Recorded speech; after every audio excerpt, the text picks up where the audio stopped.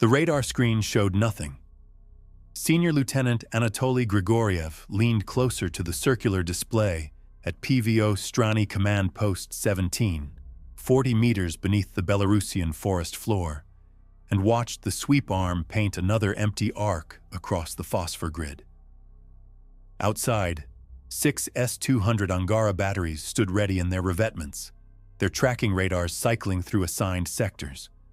The November air smelled of diesel exhaust and wet pine. It was 03:47 hours, November 18, 1988, and for the third consecutive night, something impossible was happening over Soviet airspace. The paradox was absolute.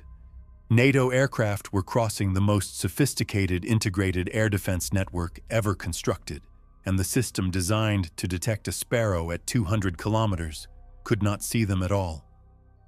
Grigoriev had been tracking anomalies for 72 hours. Not radar contacts. Anomalies. Gaps in the electromagnetic picture. Spaces where there should have been sky, but instead, there was nothing, as if physics itself had developed blind spots. He logged each occurrence with growing unease. Secondary surveillance returns from friendly aircraft, suddenly dropping off scope for 18-second intervals, then reappearing exactly on projected flight path. Ground clutter patterns shifting in ways that suggested atmospheric disturbance from something large moving at high subsonic speed. SIGINT stations reporting faint turbine signatures on acoustic sensors with no corresponding radar track. The duty officer at Moscow Air Defense District had laughed when Grigoriev filed his first report. Comrade Lieutenant, Colonel Petrov had said over the secure line, his voice carrying the particular condescension reserved for junior officers who see ghosts. You are describing an aircraft that does not exist. Our physicists have examined American stealth claims extensively. Radar cross-section reduction is a propaganda fantasy. Metal reflects radio waves. This is not negotiable physics. The Americans want us to waste resources chasing invisible bombers, while their real threat, cruise missiles, which we can detect, approaches from other vectors. File your report if you must, but do not expect me to wake the district commander because your operators are jumpy. The recording of that conversation sat in Grigoriev's desk drawer. He would play it again later when the truth made it unlistenable. The laughter had been widespread. At the November 15th briefing in Moscow, a GRU analyst had presented satellite imagery of the American B-2 program with barely concealed amusement. Observe the shape, comrades. They have built a flying wing, a design our own Tupolev Bureau abandoned in 1949 because it is aerodynamically unstable and offers no performance advantage. The Americans are spending billions to reinvent failed concepts while calling it innovation. Their stealth bomber is a propaganda tool, not a weapons system. Our radar network will track it as easily as we track their B-52s. The room had erupted in knowing chuckles. The Soviet air defense apparatus had spent 40 years perfecting the art of detection. They had radars operating in 6 different frequency bands, overlapping coverage cells, by static configurations that eliminated blind spots, and signal processing algorithms that could extract a target from noise at ratios the Americans considered impossible. The PVO Strany was not a military branch. It was a religion, and its gospel was that nothing flew over Soviet territory unseen. But now, 3 nights running, something was. Before we continue into the investigation that would shatter Soviet air defense doctrine, understand that what you're about to hear remained classified in both Russian and American archives until 2006. The technical details were so devastating to one side and so revelatory about the other that both nations agreed the full story served neither interest. But the physics cannot be hidden forever, and the radar tapes do not lie. If you want to understand how a 40-year technological competition ended in a single humiliating demonstration, stay with this account. The ghost is about to become visible, not on radar, but in the pattern of its absence. Grigoriev began his investigation the way any competent officer would, by eliminating the possible before confronting the impossible. First theory: equipment malfunction. He personally supervised diagnostic tests on all 6 S-200 radars in his sector. Every magnetron fired correctly. Every waveguide showed proper impedance. Every display calibrated within tolerance. The systems were functioning exactly as designed. They simply weren't seeing what was there. Second theory: atmospheric ducting. Under certain temperature inversion conditions, radar beams can bend away from targets, creating detection gaps. Grigoriev requested meteorological data from every station within 400 kilometers. The atmosphere was stable, no inversions, no ducting. The physics were ordinary. Third theory: electronic countermeasures. Perhaps NATO had deployed a new jammer sophisticated enough to spoof the entire network. He cross-referenced SIGINT logs. No unusual electromagnetic activity, no jamming signatures. The spectrum was clean except for routine communications and navigation beacons. Fourth theory: operator error compounded by coincidence. He rotated crews, brought in fresh teams, even borrowed a senior controller from the neighboring sector. Every operator reported the same phenomenon: gaps in coverage that moved with purpose and precision, following flight profiles consistent with penetrating bombers, but producing zero radar return. By November 17th, Grigoriev had eliminated every conventional explanation. What remained was unconventional, and it terrified him. He requested access to the GRU Technical Intelligence Archive on American stealth programs. The file was thin, mostly dismissive assessments and propaganda analysis. But buried in an appendix was a 1983 report from a source inside Lockheed's Skunk Works, describing something called faceted shaping and radar-absorbent materials. The report had been stamped low confidence, likely disinformation by the analyst who reviewed it. Grigoriev read it 3 times. The source described an aircraft designed not to avoid radar waves, but to control where they reflected. Every surface angled to deflect energy away from the transmitter. Every edge aligned to minimize return. Skin panels coated with materials that absorbed rather than reflected electromagnetic radiation. The goal was not invisibility, that was impossible, but a radar cross-section so small that the aircraft appeared to be something else entirely. A bird, a weather balloon, background noise. The physics were sound. Grigoriev had studied electromagnetic propagation at the Zhukovsky Air Force Engineering Academy. He knew that radar return strength decreased with the 4th power of distance, and that cross-section was the critical variable in the equation. An aircraft with 1,000th the radar signature of a conventional bomber would be effectively undetectable at operationally relevant ranges, even by the most sensitive Soviet radars. But building such an aircraft required capabilities the GRU assessed the Americans did not possess. Computational power to model millions of electromagnetic interactions, manufacturing precision to maintain tolerances measured in fractions of a millimeter across a structure 20 meters wide, and materials science to create coatings that remained effective across multiple radar frequencies while withstanding supersonic flight stresses. The assessment had concluded the Americans were a decade away from fielding such a system, if it was even possible. That assessment was written in 1983. It was now late 1988. Grigoriev walked to the meteorological station on the surface and stood in the dark, watching the sky. The stars were sharp in the cold air, Somewhere up there, he knew something was flying, something American, something that had turned 40 years of Soviet air defense investment into an expensive irrelevance. He could not see it.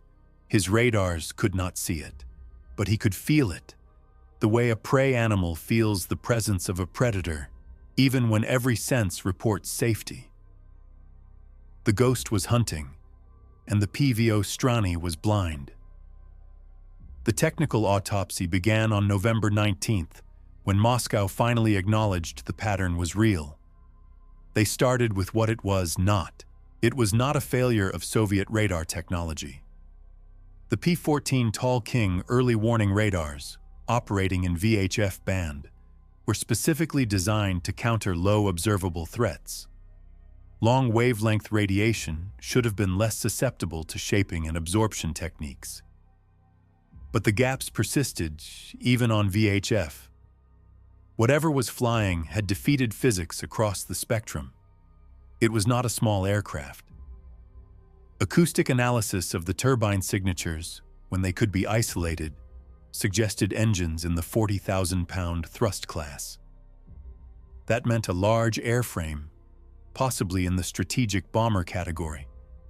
Yet the radar return, when it existed at all, was smaller than a seagull. It was not flying at extreme altitude.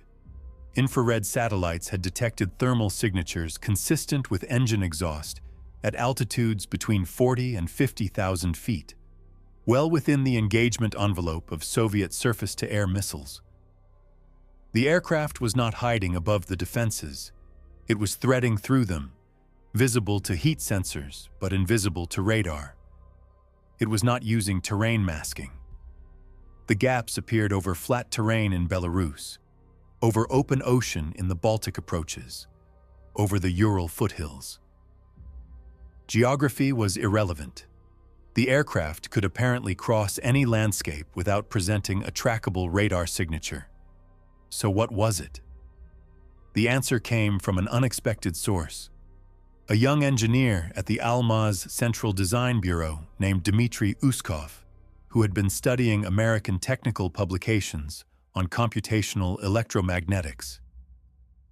Uskov had read a 1975 paper by a Lockheed mathematician named Dennis Overholzer, which described a method for calculating radar cross-section using geometric optics and edge diffraction theory. The paper was unclassified.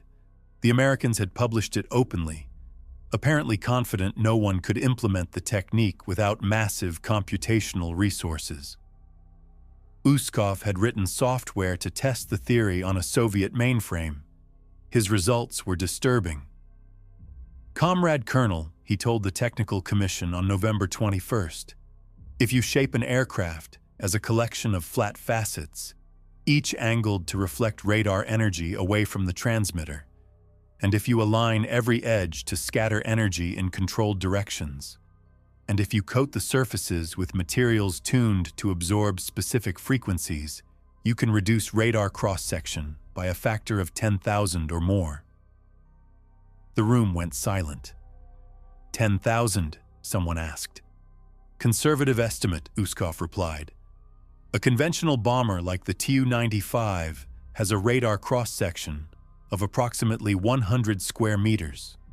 A faceted design with absorbent coatings could reduce that to 0.01 square meters, the size of a large bird. At 200 kilometers range, our radars would see it as noise. At 100 kilometers, maybe a faint intermittent contact. At 50 kilometers, a weak but trackable target. But by then, the bomber has already released its weapons and turned away." He displayed a computer rendering of what such an aircraft might look like. A flying wing with no vertical surfaces, every angle precisely calculated, every edge saw-toothed to scatter energy, the whole shape looking like something designed by mathematics rather than aerodynamics. It looked exactly like the satellite photographs of the American B-2. The commission requested a field demonstration to confirm the theory. Uskov proposed a simple test. Take a scale model of a faceted shape, coat it with the best radar-absorbent material available to Soviet industry, and measure its cross-section in an anechoic chamber against a conventional aircraft model of the same size. The test was conducted on November 24th at a research facility outside Moscow. The results were unambiguous.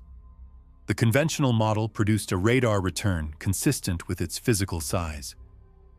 The faceted model, even with inferior Soviet RAM coatings, showed a cross-section reduction of 3,000 times. Extrapolating to full scale with advanced American materials, the numbers matched exactly what Grigoriev had been observing: an aircraft that was physically present but electromagnetically absent. The two variables that explained total American dominance were now clear. First, computational design. The Americans had used supercomputers to model every square centimeter of the B-2's surface, calculating how radar waves would interact with each facet, each edge, each panel junction. They had optimized the shape not for aerodynamic efficiency, but for electromagnetic invisibility, then compensated for the aerodynamic compromises with fly-by-wire flight controls that made the unstable platform controllable. The Soviets had the mathematics, but lacked the computing power to implement it at the required scale and precision. Second, materials science. American radar-absorbent materials were not paint. They were engineered composites with specific electromagnetic properties, designed to absorb energy at multiple frequencies while remaining lightweight and durable. Soviet materials science had focused on different priorities: armor, heat resistance, radiation shielding. The USSR could build a tank that could survive a nuclear battlefield, but it could not build a coating that made metal invisible to radar. These two advantages, computational power and materials engineering, had combined to create an aircraft that violated every assumption underlying Soviet air defense doctrine. The doctrine had been built on a simple premise: radar sees everything. Therefore, we build more radars, better radars, radars in every frequency band. Radars so sensitive they can track a missile warhead in space. The Americans had not challenged that premise directly. They had made it irrelevant by building an aircraft the radars could not see. On November 28, 1988, the demonstration came. A B-2 Spirit, flying from Whiteman Air Force Base in Missouri, conducted a simulated penetration of Soviet airspace over the Kola Peninsula. The mission was detected by American intelligence assets monitoring Soviet communications, and the recordings were later declassified. The bomber entered Soviet radar coverage at 0412 hours local time, crossing the coast at 50,000 feet and 400 knots. It flew a direct course toward the naval facilities at Severomorsk, making no attempt at evasion or terrain masking. It simply flew straight, as if the air defense network did not exist. PVO Strany Command Post North reported intermittent contacts that appeared and disappeared randomly, never holding long enough for a firing solution. S-300 batteries went to full alert, but could not achieve lock. MiG-31 interceptors were scrambled, but without ground-controlled intercept vectors. They flew search patterns in empty sky while the bomber passed 30 kilometers to their east.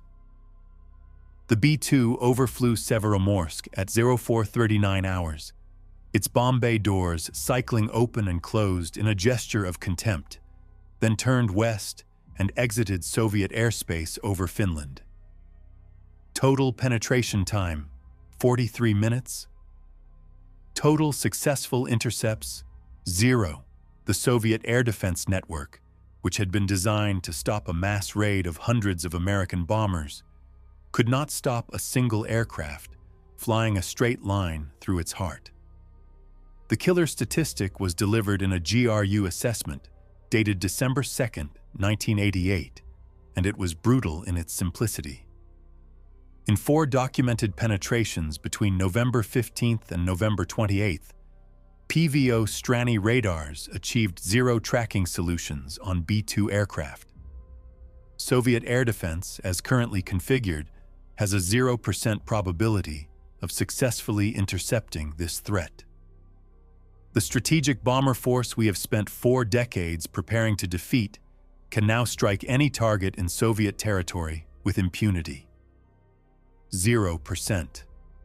Not reduced effectiveness, not degraded capability. 0. 40 years of investment, hundreds of billions of rubles, thousands of radars, tens of thousands of missiles, all rendered obsolete by an aircraft that had learned to be invisible. The philosophical implications arrived slowly, like radiation sickness.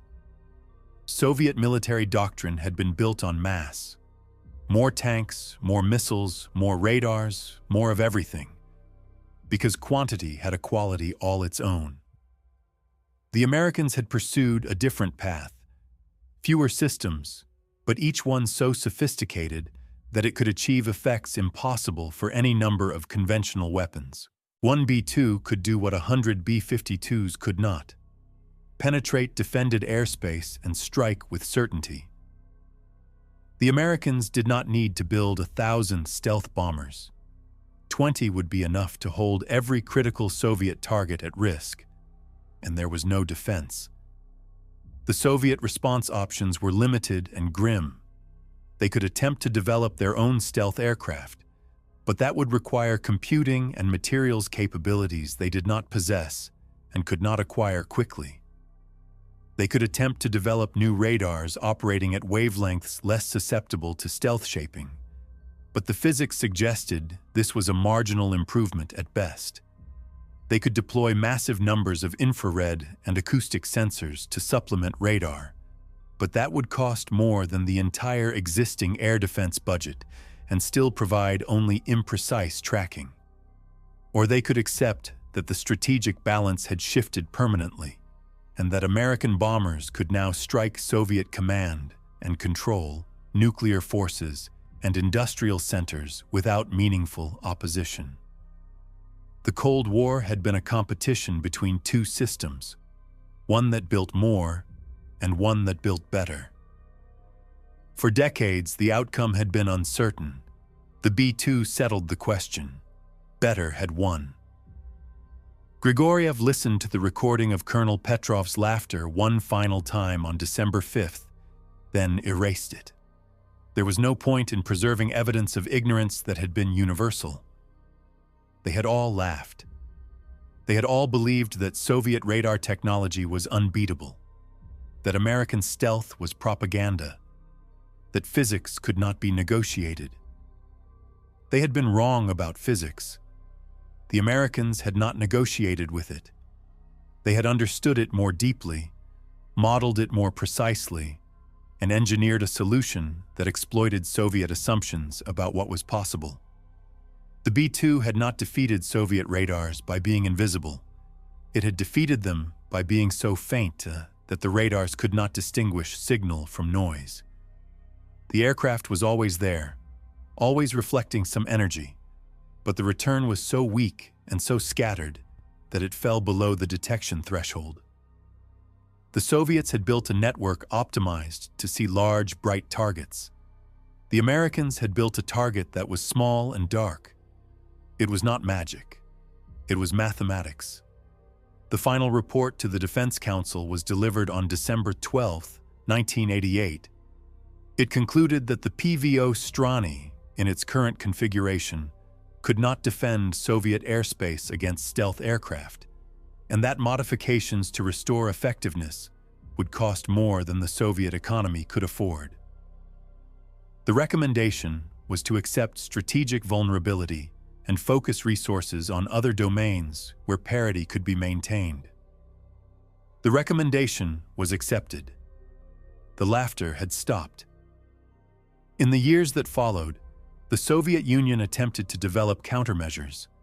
They built new radars with longer wavelengths, deployed infrared search and track systems, experimented with bistatic and multistatic configurations that might detect stealth aircraft by their shadow rather than their reflection. Some of these systems showed promise in laboratory conditions. None proved operationally effective against actual B-2 flights, which continued periodically as reminders of American capability. The psychological impact was more devastating than the technical defeat. Soviet air defense officers had believed they were guardians of an impenetrable shield. The B-2 revealed that the shield had always been an illusion, effective only against enemies who played by the same rules. The Americans had changed the rules, and the Soviets had not even realized the game had changed until it was over. Grigoriev remained at his post until the Soviet Union dissolved in 1991. He watched the PVO Strany disintegrate along with the state it had been built to defend. The radars still worked, the missiles still functioned, but the purpose had evaporated. You cannot defend a nation that no longer exists against a threat you cannot see. He retired in 1992 and moved to a small apartment in Minsk, where he occasionally lectured at the Technical University on electromagnetic propagation theory. His students sometimes asked about stealth technology. He would tell them the story of November 1988, when the impossible became routine, and the most sophisticated air defense network ever built learned that sophistication was not the same as effectiveness. "We built a system to detect everything," he would say, and the Americans built an aircraft that was almost nothing. In the contest between everything and almost nothing won. Remember that. The enemy you cannot see is not necessarily the enemy that does not exist. Sometimes it is simply the enemy who understands physics better than you do. The B-2 Spirit entered operational service in 1993. 21 aircraft were built, at a unit cost of approximately $2 billion each. They have flown combat missions over Serbia, Afghanistan, Iraq, and Libya, often as the first aircraft into contested airspace, striking air defense networks before conventional forces arrive. No B-2 has ever been shot down. Most have never been successfully tracked. The Soviet Union built no equivalent aircraft. The Russian Federation eventually developed the PAKDO stealth bomber program, but as of 2024, no prototype has flown. The technology gap that opened in November 1988 has never closed. The radar screen still shows nothing, because there is nothing to show. The ghost flies on, invisible not because it hides, but because it was designed by people who understood that the best way to win a fight is to never let the enemy see you coming. Grigoriev died in 2003. His personal papers included a single photograph, a satellite image of a B-2 Spirit on the ramp at Whiteman Air Force Base, its flying wing shape unmistakable even from orbit. On the back, he had written a single sentence in careful Cyrillic script. "We laughed because we did not understand. Now we understand, and there is nothing to do but remember the laughter." The photograph is now in the Russian Air Force Museum in Monino, displayed alongside a deactivated S-200 missile and a radar scope frozen on an empty screen. The exhibit is titled "The Invisible Enemy: Lessons in Technological Humility." Visitors stand before it in silence, reading the technical specifications, studying the cross-section diagrams, trying to comprehend how an aircraft the size of a commercial airliner can have the radar signature of a sparrow. The mathematics are displayed on plaques. The physics are explained in careful detail. But the emotional truth is harder to convey. The feeling of watching your life's work become obsolete in real time, of realizing that the assumptions you built your career on were wrong, of understanding that the enemy was not more numerous or more determined, but simply smarter about the one thing that mattered. The Cold War was decided by many factors: economics, ideology, political will, alliance structures. But in the specific domain of strategic air power, It was decided by a flying wing that learned to be a ghost. The Soviets built a network to see everything. The Americans built an aircraft that was almost nothing, and in the end, almost nothing was enough. The radar screen shows nothing because there is nothing to show. The sweep arm continues its eternal rotation, painting empty arcs across phosphor grids, searching for targets that are present but undetectable, real but invisible, there but not there. The ghost flies on, and the screen shows nothing.